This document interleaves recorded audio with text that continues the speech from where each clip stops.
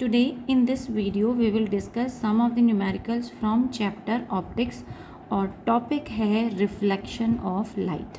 सो पहला क्वेश्चन है, an object is placed exactly Midway between the concave mirror of radius of curvature 40 cm and a convex mirror of radius of curvature 30 cm. The mirrors face each other and are 50 cm apart. मतलब आपको दो mirrors दिए हैं, concave and convex, दोनों का radius of curvature भी given है और दोनों के बीच में कितना डिस्टेंस होगा वो भी गिवन है, plus they are facing each other. Determine the nature and the position of the image formed by successive reflection, first from concave mirror and then by convex mirror. तो यानी हमें एक ऑब्जेक्ट दिया हुआ है और आपसे कहा गया है कि ऑब्जेक्ट जो है, लाइट रेडिएशन जो ऑब्जेक्ट से निकल रही हैं वो पहले कॉन्केव पे फॉल कर रही हैं, वहाँ से रिफ्लेक्ट होने के बाद वो कॉन्वेक्स पर आएंगी. तो दो मिरर जो हमें दे रखे थे वो मैंने प्लेस किए हैं यहाँ पे फिगर में, आप देख सकते हैं. एंड इन दोनों के मिडवे उन्होंने क्वेश्चन में दिया है कि लेट मी चेक, या exactly Midway, this is the object is place exactly Midway. तो बीच में उनके हमने एक ऑब्जेक्ट को रख दिया, यहाँ पे प्लेस किया है, लेकिन पहले रेडिएशन कहाँ जा रही है, कॉन्केव पे जा रही है, वहाँ से रिफ्लेक्ट हुई passing through the focus, it will hit the convex mirror. लेकिन कॉन्वेक्स मिरर डाइवर्जिंग मिरर होता है तो it will diverge from here. तो ये बेंड हो जाएगी, यहाँ से आने के बाद इस तरफ बेंड हो जाएगी. सेम पे जो light radiation centre of curvature से पास कर रही थी वो after reflection from concave mirror, पहले वो कॉन्केव मिरर पे जाएगी फिर रिफ्लेक्ट करेगी और इस पॉइंट पर light radiation will actually bend. तो यहाँ पर लाइट बेंड हो गई है, बाहर की तरफ बेंड हो गई है.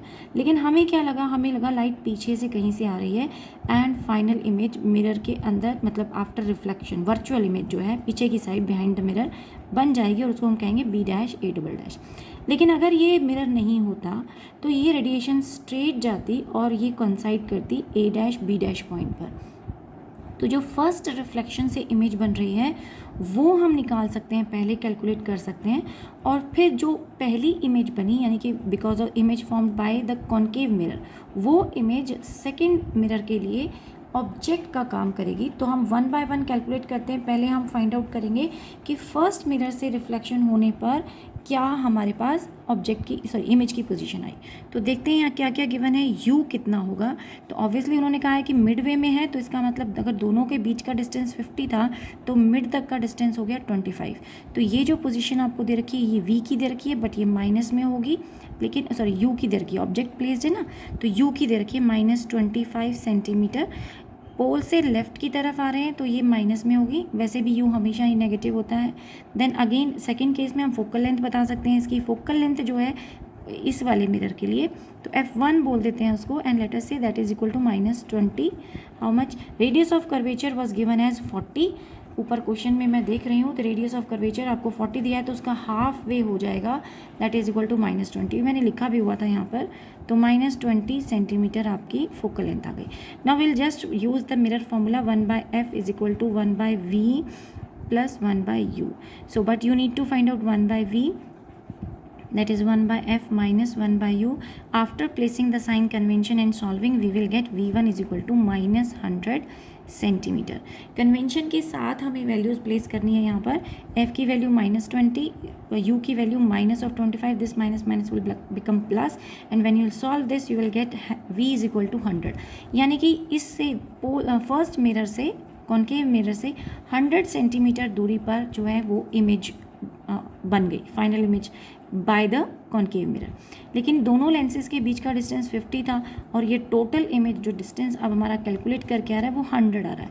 तो अगर हम 100 में से इन दोनों का डिस्टेंस सब्ट्रैक्ट कर दें 50, तो आपके पास इस मिरर से, कॉन्वेक्स मिरर से जो डिस्टेंस बच जाएगा वो बच जाएगा आपके 50 बच जाएगा. 100 में से 50 गया तो 50 बचेगा. बट अब हम इसको निकाल सकते हो, that will B u for the second mirror. So for second mirror, for convex mirror rather I should say, for convex mirror you can find the u. तो u2 कह देते हैं इसको. फर्स्ट हमने u निकालते हैं, u डैश बोल देते हैं. That u dash will be 100 centimetre में से आप 50 सेंटीमीटर सब्ट्रैक्ट कीजिए and that is your 50 centimetre. So अब आप देख सकते हैं कि लाइट रेडिएशन कहाँ जा रही है, जिस डायरेक्शन में लाइट रेडिएशन जा रही है आपका ऑब्जेक्ट भी उसी डायरेक्शन में प्लेस्ड है।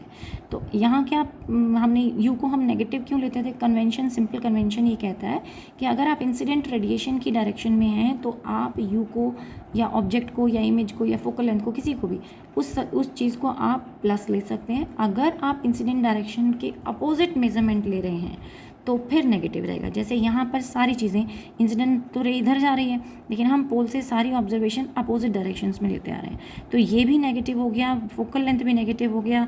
आप अगर सेंटर ऑफ कर्वेचर का डिस्टेंस लेंगे वो भी नेगेटिव हो गया। इन दोनों के बीच का डिस्टेंस का तो कोई लेना देना नहीं है क्योंकि वो तो सिंपल डिस्टेंस ही है, लेकिन बाकी सारी मेजरमेंट्स जो हैं वो नेगेटिव हो जाती हैं। और इसने जो फाइनल इमेज बनाई वो भी आपकी नेगेटिव में आ रही थी, दैट इज़ 100 सेंटीमीटर। लेकिन अब जब सेकेंड मिरर की बात हो रही है तो रे भी उधर ही जा रही है और अब पोल से आप डिस्टेंस भी उधर ही नाप रहे हो। सो दैट मीन्स अब ये यू जो है ये आपका प्लस कहलाएगा, तो इसलिए हमने इसको प्लस बोला। या फिर आप ऐसे भी याद रख सकते हो कि वर्चुअल है ये object, this is not the real object, this is the virtual object. और जब भी आपके पास ऑब्जेक्ट वर्चुअल होता है तो फिर उस केस में आप यू को क्या ले सकते हो? प्लस ले सकते हो, then it will be plus. Virtual मतलब बिहाइंड द मिरर, तो जब बिहाइंड द मिरर बन रही है तो फिर कैसी है? वर्चुअल है। और वर्चुअल अगर है तो फिर वो ऑब्जेक्ट क्या कहलाएगा? वो प्लस कहलाएगा। तो हमने यहाँ पे प्लस कन्वेंशन लिया है। And then again we have to calculate the focal length. हमें इसकी मालूम है, फोकल लेंथ नहीं निकालना है, हमें फाइनल इमेज निकालना था, पोजीशन कि जो फाइनल इमेज बन रही है उसका पोजीशन क्या है। तो F2 ले लेते हैं, यानी सेकेंड लेंस का जो, सेकेंड मिरर का जो फोकल लेंथ था वो 30 रेडियस ऑफ कर्वेचर हमें गिवन था, तो 30 का हाफ लेंगे, that is 15।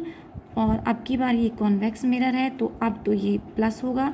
So again you will place in the formula 1/v is equal to 1/f minus 1/u. With the sign convention when you will place, you will get the formula as 7/150. इस v की position को हम कुछ और नाम देते हैं, v2 बोल देते हैं। This is the final position of the object, sorry image. So v2 is final image position and this is 150/7, या फिर आप लिख सकते हैं 21.43 सेंटीमीटर। सो ये प्लस में आ रही है, तो यानी इमेज कैसी है? फाइनल इमेज कैसी है? वर्चुअल है।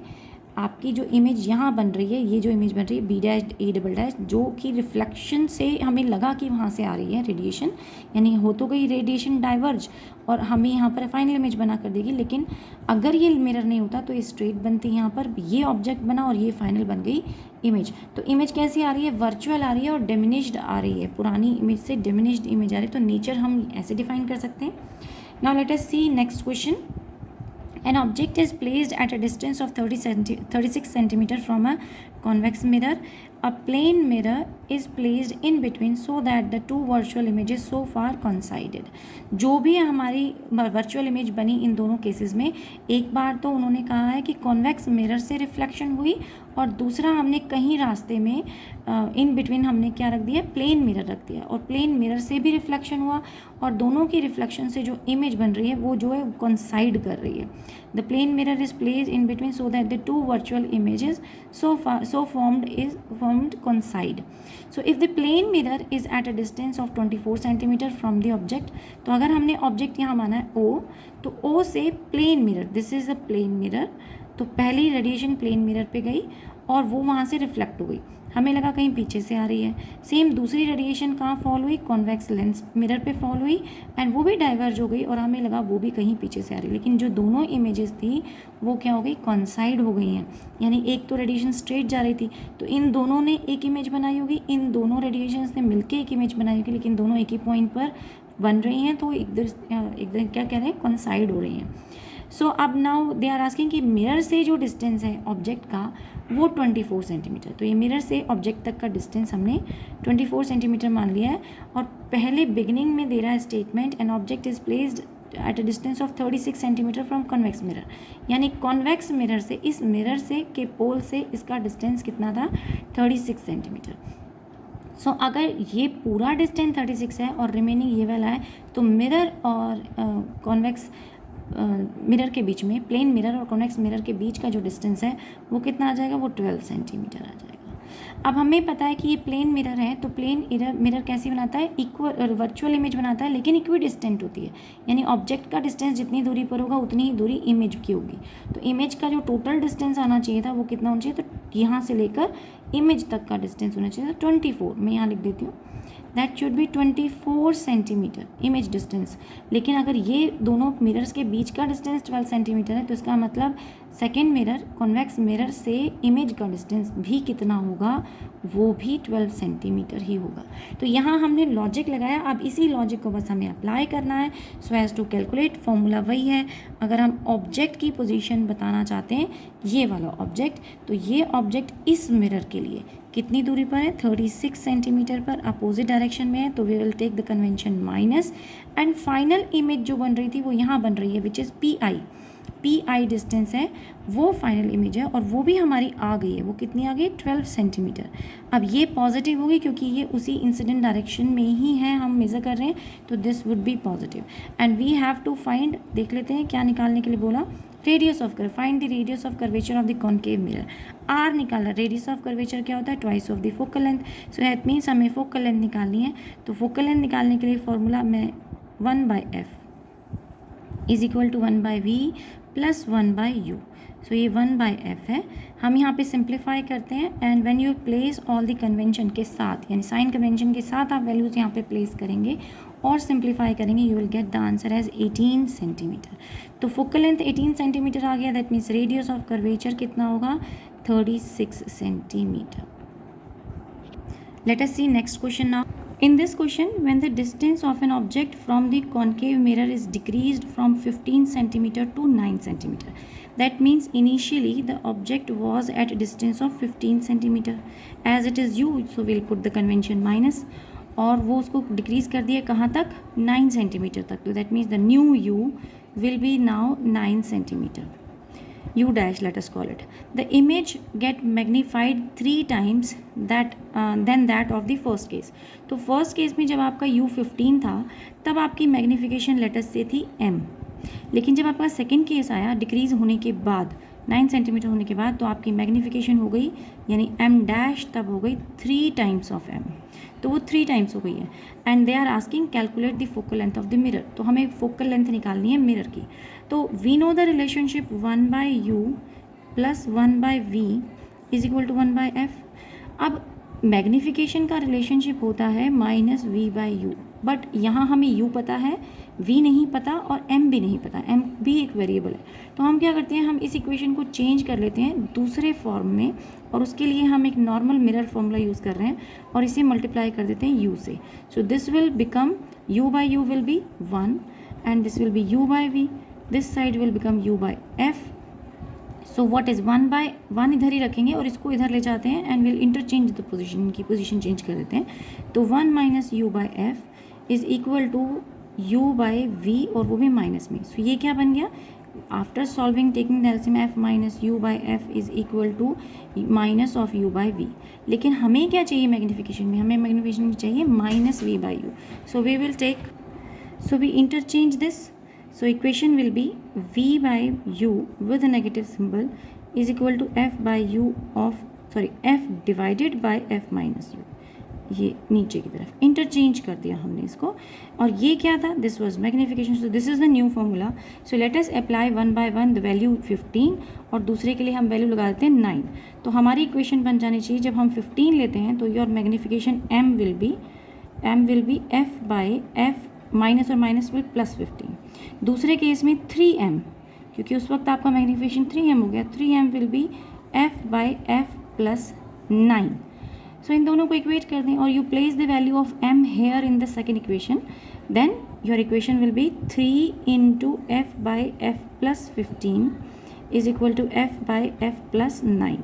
So cancelled out have f both side, and then cross multiply. You will simplify f plus 9 on one side, और इसको भी आपने 3 से मल्टीप्लाई कर दिया, and then f plus 15 on this side. If you simplified it further, ये आ जाएगा f plus 15 is equal to your 3f plus 27. इसको मैंने ओपन कर दिया, वो यहाँ लिख दिया, ये यहाँ लिख दिया, की बात थी, कोई बात नहीं। तो f आ रहा है आपका, after solving you will get -6 centimeter. So this is your answer. Next question देखते हैं। In this question a thin rod of length f/3 is placed along the optic axis of a concave mirror of focal length f such that its image, which is real and elongated, just touches the rod। तो इसका मतलब ये कहा गया है कि concave mirror है, उसके सामने हमने एक थिन रॉड रख दी है और थिन रॉड की लेंथ आपको गिवन थी f/3 is placed along the optical axis. तो एक्सिस के ऊपर ही हमने थिन रॉड रखी हुई है end of in front of the concave mirror of focal length f। तो फोकल लेंथ किसका, कॉन्केव मिरर का फोकल लेंथ हमें गिवन है such that the image which is real and elongated just touches the rod. तो अगर rod को touch करते हुए ही कोई इमेज बन रही है, रियल बन रही है, रियल बोला है तो इन्वर्टेड बनेगी। तो मैंने रॉड को ऊपर की तरफ दिखाया तो inverted image on this side. तो इमेज जो है खुद अपने ही ऑब्जेक्ट को टच करती है, इसका मतलब ऑब्जेक्ट का एक किनारा कहाँ पर था, सेंटर ऑफ कर्वेचर पे था। तो हम पोजीशन निकाल लेते हैं ए की। So let us find out position of point A. So what is that position, position हम निकालें, यू निकाल रहे हैं हम, यानी इसका पोजीशन निकाल रहे हैं। क्यों निकाल रहे हैं इसकी पोजीशन, क्योंकि जब इमेज बनेगी तो इसका कहीं इमेज बनेगा ए डैश, तो कोई पॉइंट ए डैश आएगा। हमें बताना है कि सी तो सी पर ही आ गया, लेकिन ए डैश पे बना, कहीं ए डैश पे बना। तो हम देखेंगे कि ये लेंथ अगर f/3 था तो फिर जो इमेज बन रहा होगा यहाँ से टोटल डिस्टेंस इमेज का आ जाए, उसमें से हम ये ऑब्जेक्ट उठा रहे हैं तो we will get the distance of this, ये लेंथ हमें मिल जाएगी। तो हमें पता चल जाएगा कि लेंथ वाइज कितना मैग्नीफिकेशन हुआ है, हाइट की बात नहीं होती। अगर तो यहाँ पर थिन रॉड नहीं होता, अगर उन्होंने कहा होता एक बॉक्स रखा हुआ है, तो बॉक्स के केस में क्या होता, सेंटर ऑफ कर्वेचर पर तो सेम साइज बनता, लेकिन ए जो पॉइंट होता वो यहाँ आके एनलार्ज बन जाता, तो आपकी कॉनिकल शेप की इमेज बनती तब। लेकिन अब इस सिचुएशन में वो बोल रहा है thin rod, thin rod that means the thickness of the rod is very thin. तो इसीलिए हाइट वाइज जो इसकी आउटर कॉर्नर की हाइट होगी उसमें इतना डिफरेंस नहीं होगा और सिर्फ लेंथ में डिफरेंस आएगा। तो हमें लेंथ का डिफरेंस निकालना है। तो दिस ऑब्जेक्ट, अगर ये सेंटर ऑफ कर्वेचर पॉइंट है तो ये ऑब्जेक्ट हो गया 2f में से हम ये f/3 सब्ट्रैक्ट कर देते हैं सो दैट हमें पोजीशन ऑफ ए मिल जाए। तो पोजीशन ए को हम यू मान लेते हैं कि यू अगर यहाँ पर रखा हो, ये अगर आपका यू हो तो ये वी कहाँ आएगा, तो हमें v फाइंड आउट करना है। तो let us find out the v। Formula इसको सॉल्व करती हूँ, that is 5f/3 this will be, ये u आ जाता है आपके पास और हमने फॉर्मूला लगा दिया 1/f is equal to 1/v minus 1/+1/u। तो ये रिलेशनशिप लग गया और मुझे 1/v चाहिए, that is equal to 1/f minus 1/u। तो फोकल लेंथ तो मिरर का कितना दिया है, f ही दिया है, the concave mirror of focal length f। तो ये भी हमें गिवन था, तो f तो f ही है, उसमें कोई दिक्कत नहीं है, लेकिन u की जगह पर हमारी वैल्यू आ जाती है यहाँ पे 5f/3 एंड u तो हमेशा नेगेटिव होता है, तो इसलिए माइनस कन्वेंशन, हमने कन्वेंशन नहीं पुट किया, तो u is only 5f/3। u में अप्लाई द कन्वेंशन ऑल्सो, क्योंकि अगर कन्वेंशन लगाते भी हो तो ये f भी नेगेटिव होगा और u भी नेगेटिव हो, तब भी एडिशन फाइनली एडिशन ही होना है।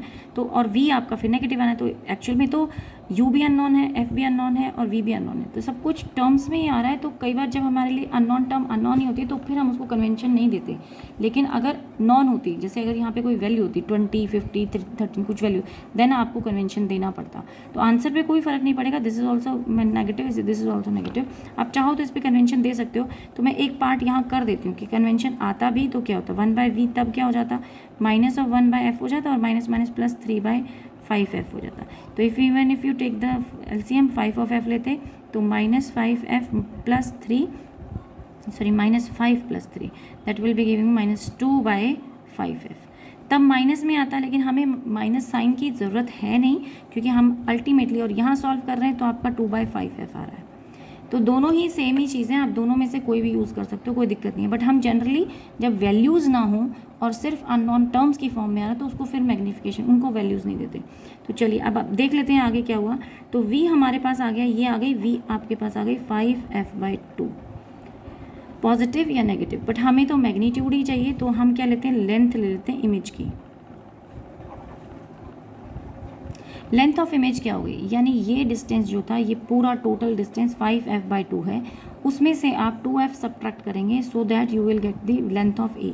तो लेंथ ऑफ इमेज क्या है, यानी a-c आपके पास आ रहा है 5f/2 में से 2 सब्ट्रैक्ट कर दिया तो हमारे पास रिमेनिंग लेंथ आ गई, ये लेंथ आ गई हमारे पास, and that length comes out to be f/2। तो मैग्निफिकेशन क्या हो गया, देखिए हमने अल्टीमेटली मैग्नीट्यूड ही कंसीडर किया, यहाँ से भी हमने लेंथ अगर इतना था उस लेंथ में से लेंथ सब्ट्रैक्ट की, यहाँ कन्वेंशन हमें नहीं चाहिए था, इसलिए माइनस सिंबल का सिग्निफिकेंस नहीं था। तो आपने मैग्निफिकेशन लिया तो क्या हो गया, f/2 यानी height of length of the image to the length of the object. So ये आपका आ जाता है 1.5। देखो हम जनरल लेते हैं height of image by height of object, यानी कि इस तरीके की हाइट का मैग्नीफिकेशन देखा जाता है, लेकिन लेंथ वाइज भी तो मैग्नीफिकेशन हुआ है ना, तो वो लेंथ वाइज, इस बार इन्होंने लेंथ वाइज मैग्नीफिकेशन मांगा था। मैग्नीफिकेशन का फॉर्मूला हमेशा स्टैंडर्ड रहेगा image size by the object size. तो यहाँ image length upon the object length हो गई, तो ये कैसा मैग्नीफिकेशन हो गया, लीनियर मैग्नीफिकेशन हो गया। ऐसे ही एक टर्म आती है एरियल मैग्नीफिकेशन, जब आप एरिया इंक्रीज कर रहे हो तो आप एरिया इंक्रीज करोगे तो एरियल मैग्नीफिकेशन हो गया, आप लेंथ इंक्रीज करोगे तो लीनियर मैग्नीफिकेशन हो गया। अगर आप सिर्फ हाइट इंक्रीज करोगे तो उसको हम नॉर्मली मैग्नीफिकेशन ही बोलते हैं। यानी मोस्टली आपने 10th तक यही पोर्शन पढ़ा है कि मैग्नीफिकेशन क्या होता है, height of image to the height of object, but यहाँ कुछ भी आ सकता है, लेंथ वाइज भी आ सकता है और एरिया वाइज भी आ सकता है। सो आज की क्लास के लिए इतना ही, नेक्स्ट क्लास में कंटिन्यू करेंगे कुछ और न्यूमेरिकल्स। Thank you.